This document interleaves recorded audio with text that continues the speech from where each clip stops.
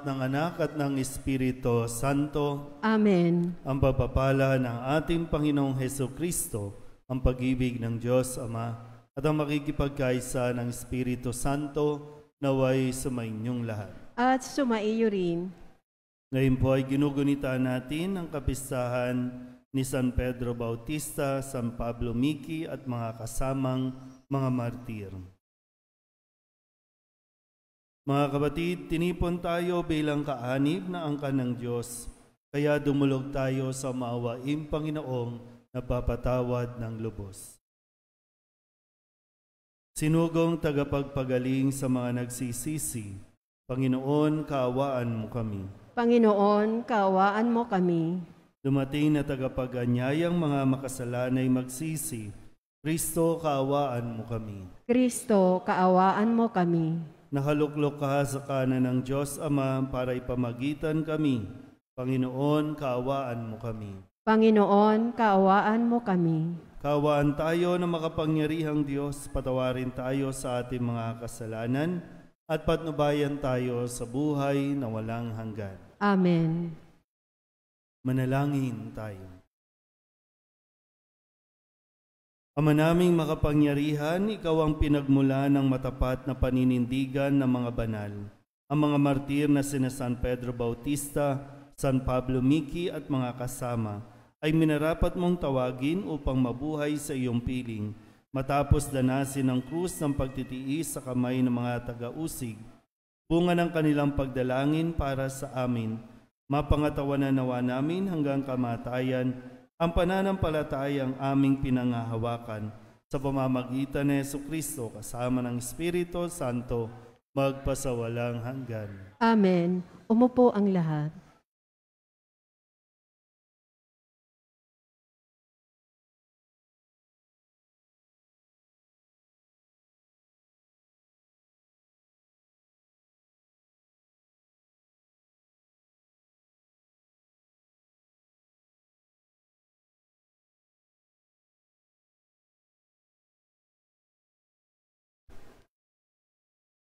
Ang simula ng aklat ng Henesis. Nang simulang likhain ng Diyos ang lupa at ang langit, ang lupa ay wala pang hugis o anyo. Dilim ang bumabalot sa kalaliman at umiihip ang malakas na hangin sa ibabaw ng tubig. Sinabi ng Diyos, magkaroon ng liwanag, at nagkaroon nga. Nasiyahan ang Diyos nang ito'y mamasdan. Pinagbukod niya ang liwanag at ang dilim. Ang liwanag ay tinawag niyang araw, at ang dilim naman ay tinawag niyang gabi. Dumaan ang gabi at sumapit ang umaga. Iyon ang unang araw. Sinabi ng Diyos, magkaroon ng kalawakang maghahati sa tubig upang ito'y magkahiwalay. At nangyari ito, ginawa ng Diyos ang kalawakan na pumapagitan sa tubig na nasa itaas at nasa ibaba. Langit ang tinatawag niya sa kalawakan. Dumaan ang gabi at sumapit ang umaga. Iyon ang ikalawang araw. Sinabi ng Diyos, magsama sa isang dako ang tubig sa silong ng langit upang lumitaw ang lupa. At ito'y nangyari. Ang lupa ay tinawag niyang daigdig, at ang karagatan naman ay nagsama-samang tubig. Nasiyahan siya nang ito'y mamasdan. Pagkatapos, sinabi ng Diyos, magkaroon sa lupa ng lahat ng uri ng halamang namumunga at nagbubutil. At nangyari ito. Tumubo nga sa lupa ang gayon mga halaman. Nasiyahan siya sa kanyang ginawa nang ito'y mamasdan. Dumaan ang gabi at sumapit ang umaga. Iyon ang ikatlong araw. Sinabi pa ng Diyos, magkaroon ng mga tanglaw sa langit para mabukod ang araw sa gabi. Ito ang magiging batayan sa bilang ng mga araw, taon at kapistahan mula sa langit. Ang mga ito'y nagsasabog ng liwanag sa daigdig. At ngayon nga ang nangyari, nilikha ng Diyos ang dalawang malaking tanglaw, ang araw upang tumanglaw sa maghapon at ang buwan upang magbigay liwanag kung gabi. Nilikha rin niya ang mga bituin. Inilagay niya sa langit ang mga tanglaw na ito upang magsabog ng liwanag sa daigdig. Tumanglaw kung araw o gabi at magbukod sa liwanag at dilim. Pinagmasdan ng Diyos ang kanyang ginawa at siya'y nasiyahan. Dumaan ang gabi at sumapit ang umaga. Iyon ang ikaapat na araw. Ang salita ng Diyos. Salamat sa Diyos. Salmong tugunan ang ating pong itutugon. Ang poon ay natutuwa sa kaniyang mga nilikha. Tayo pong lahat. Ang poon ay natutuwa sa kaniyang mga nilikha. Pinupuri ka poong Diyos, itong aking kaluluwa. O Panginoong aking Diyos, kay dakila mong talaga, ang taglay mong kasuotay, dakila rit marangal pa. Nababatbat ka, poong Diyos, ang liwanag na maganda. Tugon, Ang poon ay natutuwa sa kaniyang mga nilikha. ikaw na rin ang nagtayo ng saligang nitong lupa. Matatag na ginawa mo't hindi ito mauuga. Ang ibabaw ng saligay, ginawa mong karagatan, at tubig din ang bumabalot sa lahat ng kabundukan. Tugon, Ang poon ay natutuwa sa kaniyang mga nilikha. lumilikha ka ng ilog na patungong kapatagan, sa gilid ng mga burol, umaagos na marahan. Sa naroong kakahuyay, umaawit na masaya, mga iboy nagpupugad sa malabay nilang sanga. Tugon, Ang poon ay natutuwa sa kaniyang mga nilikha. sa daigdig, ikaw poon, kay rami ng iyong likha. Pagkat ikaw ay marunong, kaya ito ay nagawa. Sa dami ng nilikha mo'y nakalata nitong lupa. Purihin ang Panginoon, purihin mo kaluluwa. Tugon, Ang poon ay natutuwa sa kaniyang mga nilikha. Tumayo po ang lahat.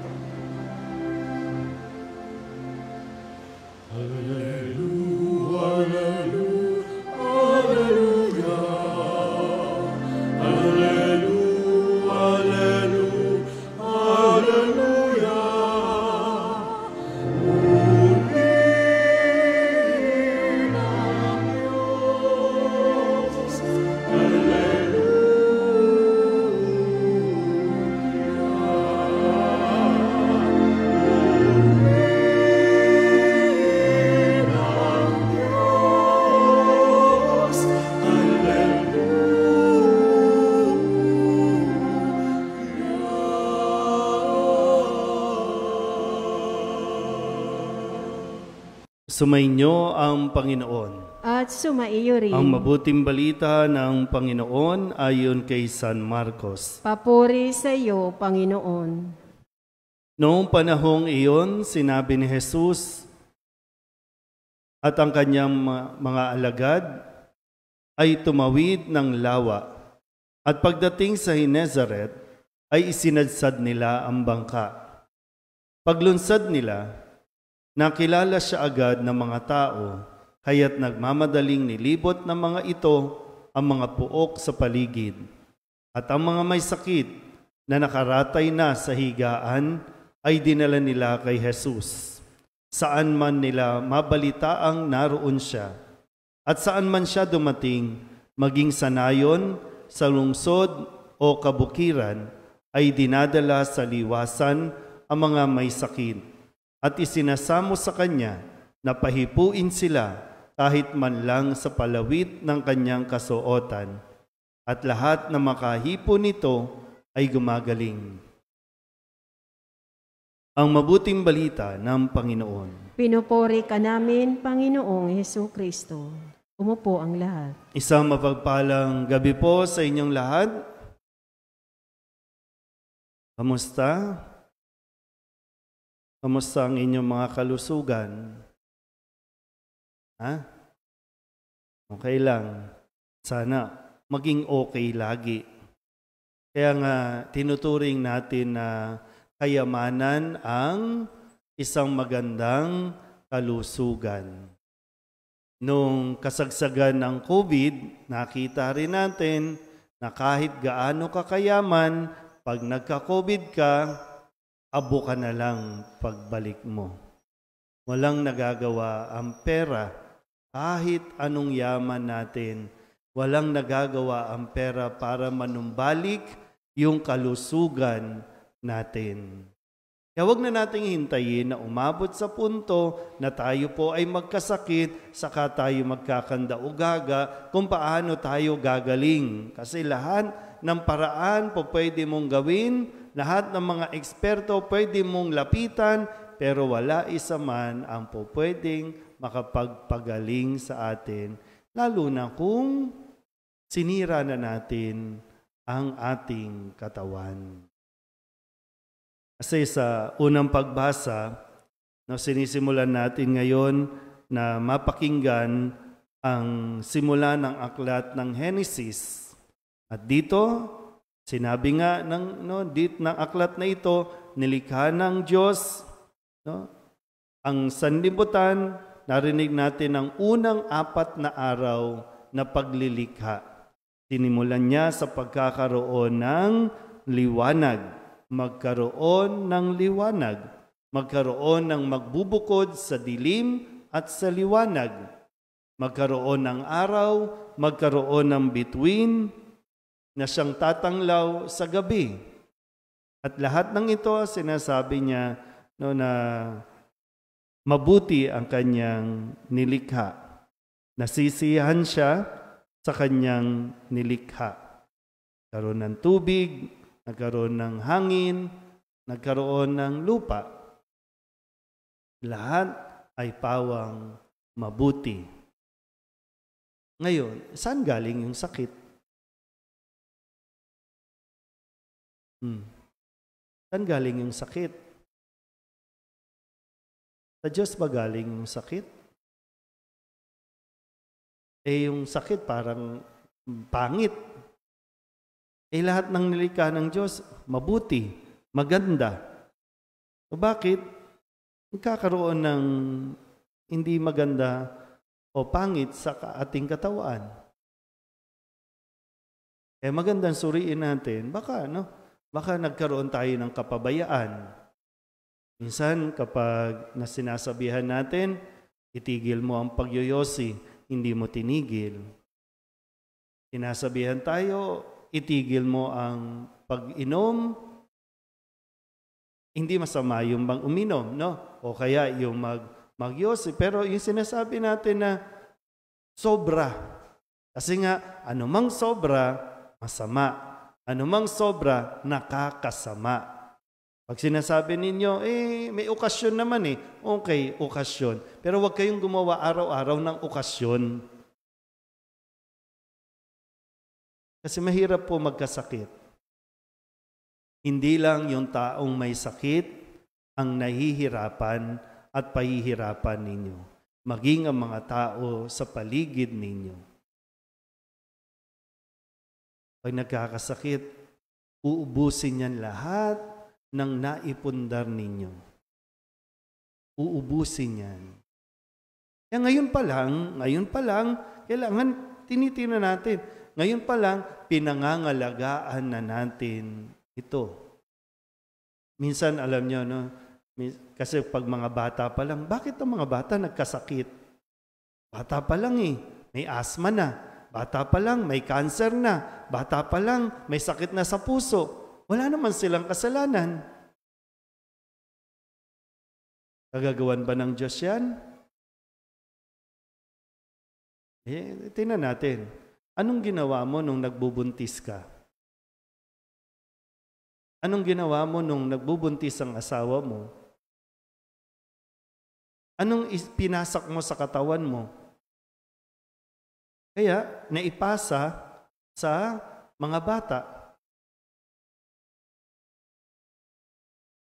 Pasalamat tayo dahil napakabuti ng Diyos.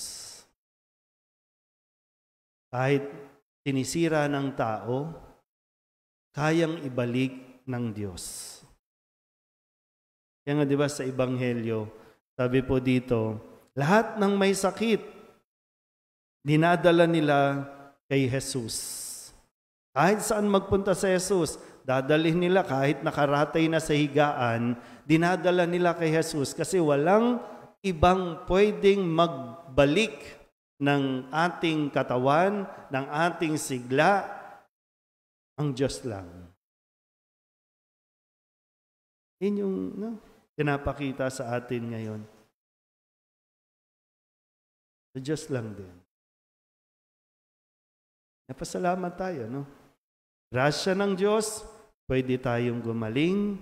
Sa awa at grasya ng Diyos, pwedeng manumbalik ang atin pong sigla. Sabi nga dito, no?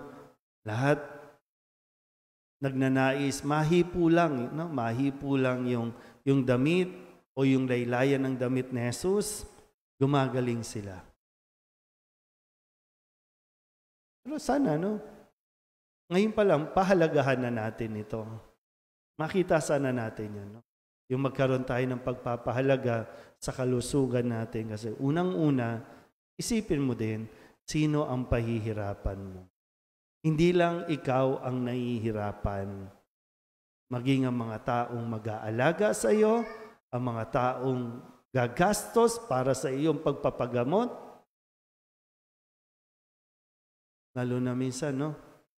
Kung magbibisyo ka, tiyakin mo, meron kang PhilHealth. Kailangan maging practical din, di ba? Kung magbibisyo ka, may PhilHealth ka ba? May SSS ka ba? Kung magbibisyo ka, mayroon ka na bang St. Peter's plan? Di ba? May punerarya ka na ba? May kabaong ka na ba? Total, gusto mo rin lang naman pala yan kasi alam naman natin, mauwi yan sa maagang kamatayan. Tiyakin nyo ha. Bago kayo magyosi ha. Bago kayo magdroga. Bago kayo uminom ng kung ano-anong mga pills. Ha? I-double check na. Bayad na ba yung pensyon? Bayad na ba yung punerarya? Bayad na ba yung mga tumatakbong bata dito sa labas? Pag yan nadapa. Ano lang tayo, no? Kailangan din practical din tayo kasi mahirap maging makasarili.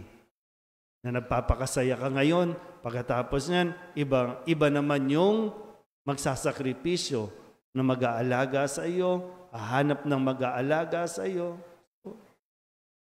Siyempre, no, hindi naman natin pababayaan yan, no? Dahil nga may kanya-kanyang dahilan, bakit nagkasakit ang isang tao? Minsan hindi naman niya talaga kagustuhan magkasakit. So, may kanya-kanyang konteksto yan, ha? Hindi natin kinukondem yung mga nagkakasakit. Minsan, paraan na rin ng Diyos na magkasakit ang isang tao para mapalabas ang kabutihan, pagtutulungan ng isang pamilya. Pero ang isang pinaka-panghahawakan natin, walang ibang pwedeng magpagaling sa atin, Diyos pa rin. Amen?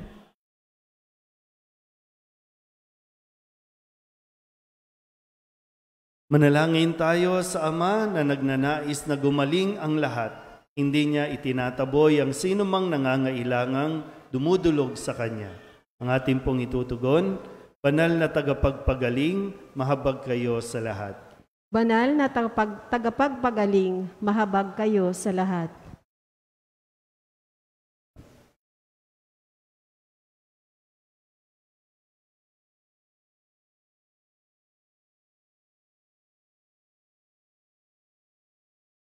Bilang simbahan, naway huwag nating isarado ang ating mga puso sa pangangailangan ng ating kapwa, bagkus ibahagi natin ang pag-ibig ng Diyos sa kaninuman.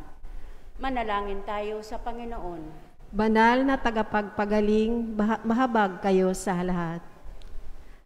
Tayong lahat, naway kumilos para sa katarungan at para sa dangal ng tao, lalo na sa mga taong hindi binibigyan pansin ng lipunan, kasama na ang mahihina at mga dukha.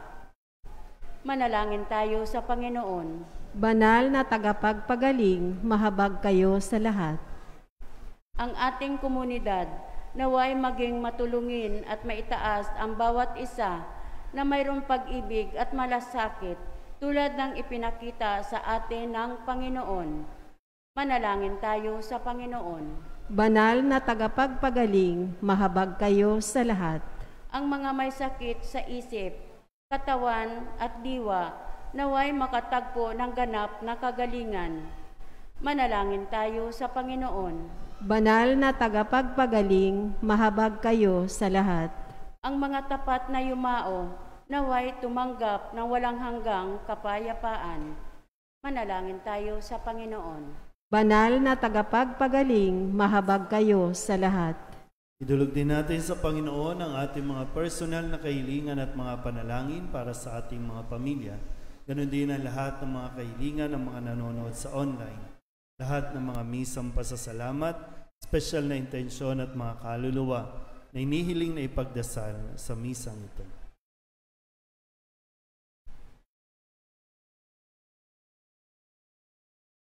Ang lahat ng ito inihiling namin sa ngalan ni Kristong aming Panginoon. Amen. Umupo ang lahat.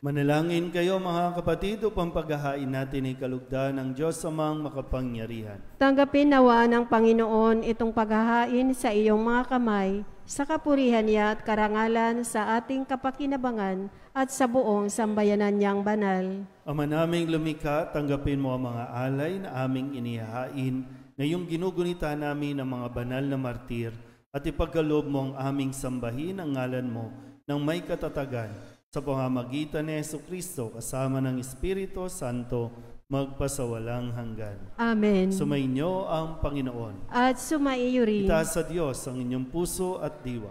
Tinaas na namin sa Panginoon. Pasalamatan natin ang Panginoong ating Diyos. Marapat na siya ay pasalamatan. Ama naming makapangyarihan, tunay nga marapat na ikaw ay aming pasalamatan. Ngayong aming kagalakan na ang mga martir ay parangalan. Sila'y kapanalig naming may paninindigan na ikaw ay ipahayag kahit sila'y mamatay, sapagkat minarapat mong kanilang matularan ang iyong anak na naghain ng sariling buhay. Tulad ng naganap sa iyong anak, ang dugo ng mga martir ay dumanak, hindi dahil sa katatagang likas, kundi dahil sa iyong bigay na lakas. Kaya kaysa ng mga anghel na nagsisiawit ng papuri sa iyo, nang walang humpay sa kalangitan, kami nagbubunyi sa iyong kadakilaan.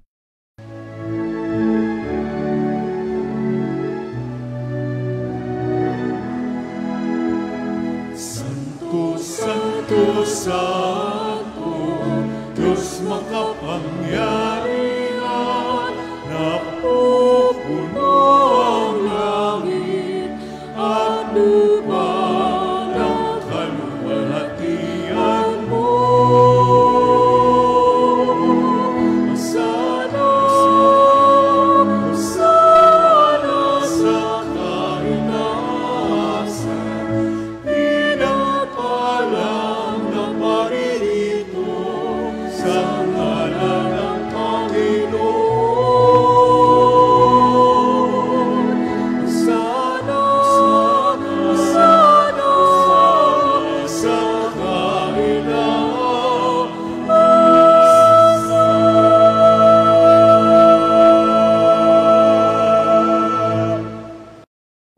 Aming banal, ikaw ang bukal ng tanang kabanalan. Kaya't sa pamamagitan ng iyong Espiritu, gawin mong banal ang kaloob na ito upang para sa aming maging katawan at dugo ng aming Panginoong Hesukristo. Bago niya pinagtiis ang kusang loob na maging handog, ginawa kaniya ang tinapay, pinasalamatan kaniya, pinaghati-hati niya iyon, iniabot sa kanyang mga alagad at sinabi, tanggapin ninyong lahat ito at kanin, ito ang aking katawan na ihahandog para sa inyo.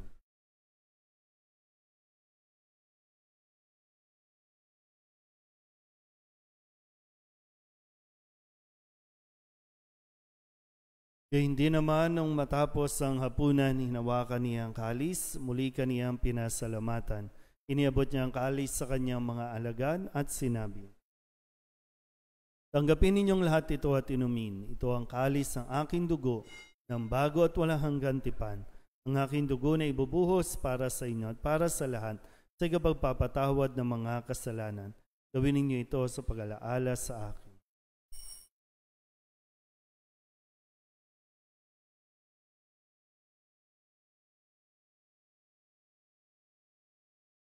Ipagbunyi natin ang misteryo ng pananampalataya.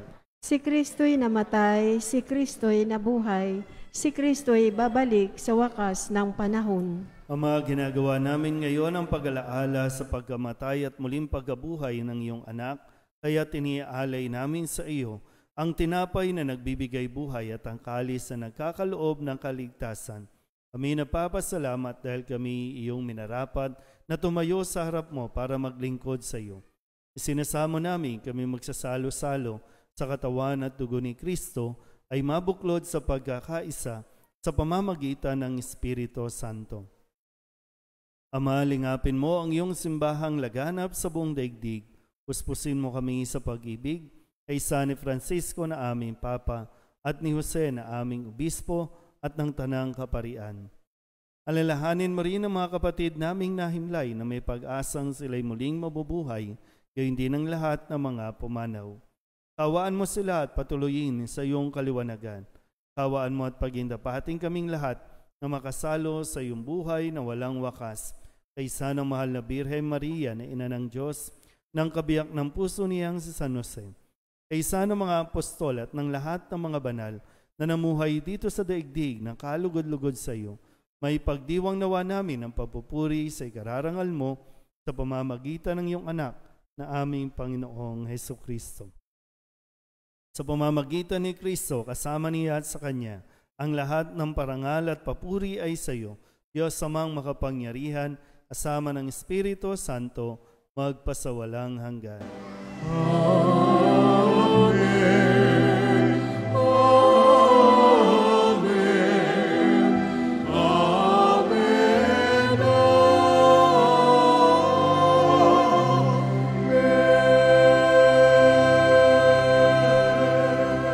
Sa tagubili naman nakagagali na utos sa turo ni Jesus sa Panginoon natin at Diyos, ipahayag natin ang lakas loob.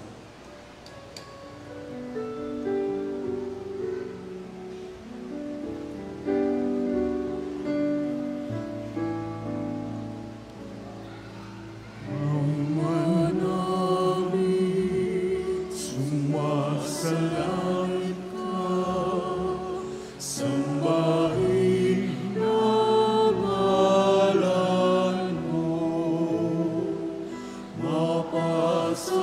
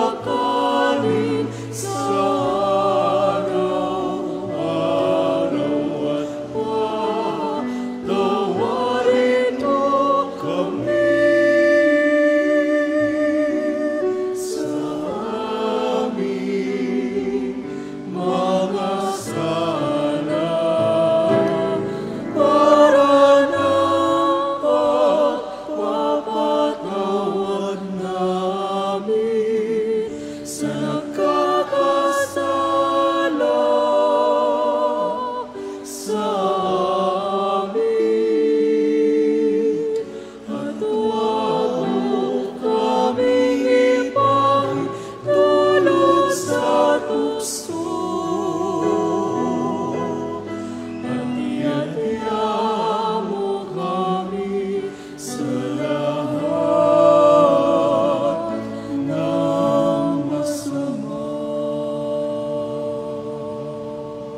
Hinihiling namin kami iadya sa lahat ng masama, pagkalooban ng kapayapaan araw-araw, iligtas sa kasalanan at ilayo sa lahat ng kapahamakan, samantalang aming pinananabikan ang dakilang araw ng pagpapahayag ng tagapagligtas naming sa Jesucristo. Sapagkat iyo ang kaharian at ang kapangyarihan at ang kapurihan magpakailanman. Amen. Panginoong Jesucristo, sinabi mo sa iyong mga apostol, kapayapaan ang iniiwan ko sa inyo, ang aking kapayapaan ang binibigay ko sa inyo. Tunghayan mo ang aming pananampalataya at huwag ang aming mga pagkakasala. Pagkalooban mo kami ng kapayapaan at pagkakaisa ayon sa iyong kalooban, kasama ng Espiritu Santo, magpasawalang hanggan. Amen. Ang kapayapaan ng Panginoon ay laging sumainyo. At sumaiyo rin. Magbigayan po tayo ng kapayapaan sa isa't isa.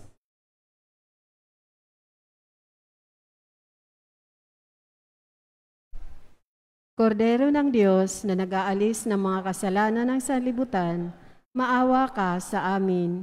Kordero ng Diyos na nag-aalis ng mga kasalanan ng sanlibutan, maawa ka sa amin. Kordero ng Diyos na nag-aalis ng mga kasalanan ng sanlibutan, ipagkaloob mo sa amin ang kapayapaan. Lumuhod po ang lahat. Ito ang kordero ng Diyos. Ito ang nag-aalis ng kasalanan ng sanlibutan. Mapalad ang mga inaanyayahan sa kanyang piging. Panginoon, hindi ako karapat-dapat na magpatuloy sa iyo, ngunit sa isang salita mo lamang ay gagaling na ako. Katawan ni Kristo. Amen.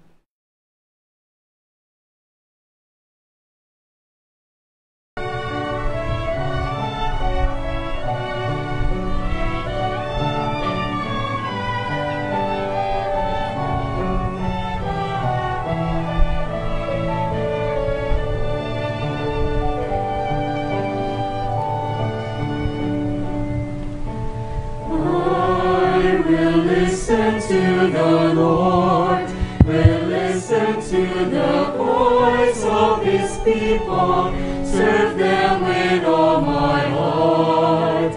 I will listen to His words and call upon the Lord for His people to live in faith and truth and in love.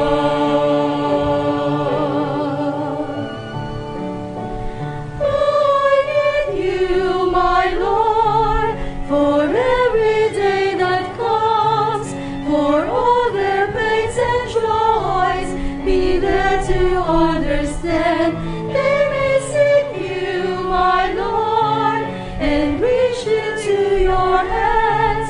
May you comfort their sorrows and heal their wounded hearts. I will listen to the Lord, will listen to the voice of His people, serve them with all my heart.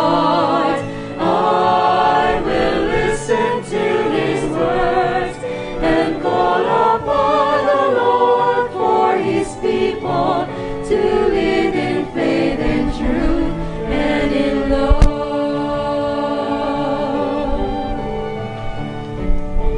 I believe you, my Lord, show them your truth and love. When darkness overtakes them, your light shines from above. I will be there, my Lord, to lead at your command. Together at one table, feed them the bread of love. I will listen to the Lord, will listen to the voice of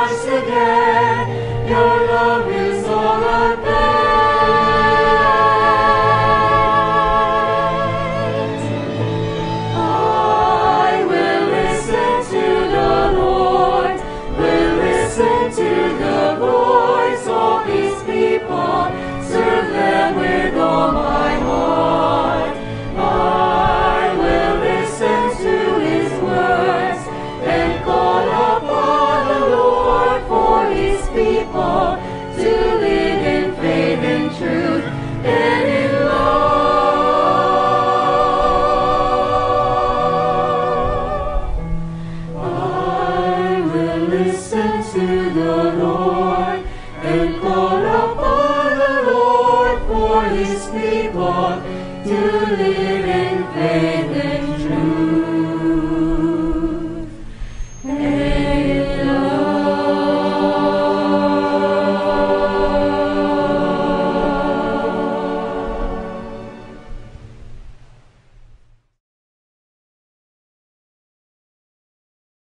Manalangin tayo. Ama naming mapagmahal, pinagningning mo ang misteryo ng krus sa mga martir mong banal. Ipagkaloob mong kaming pinatatag ng banal na pakikinabang ay makapanatiling matapat kay Kristo sa pagmamalasakit sa tanan sa pamamagitan niya kasama ng Espiritu Santo magpasawalang hanggan. Amen. Sa Sabado, kapistahan ng Mahal na Birhen ng Lourdes, magkakaroon po tayo ng dawn procession, 5 a.m. At itong prosesyon na ito at panalangin ay alay natin para sa ikagagaling ng lahat ng mga may sakit. Available po kayo, pagising ng maaga, sumama po sa prosesyon at pagkatapos po noon ay may misa tayo.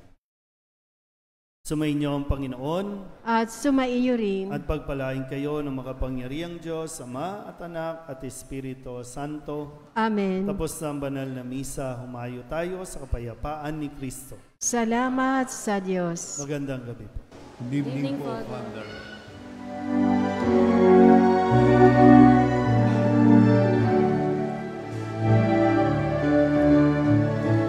Mayo nagtibahayag, kanyang pagkalinga abad.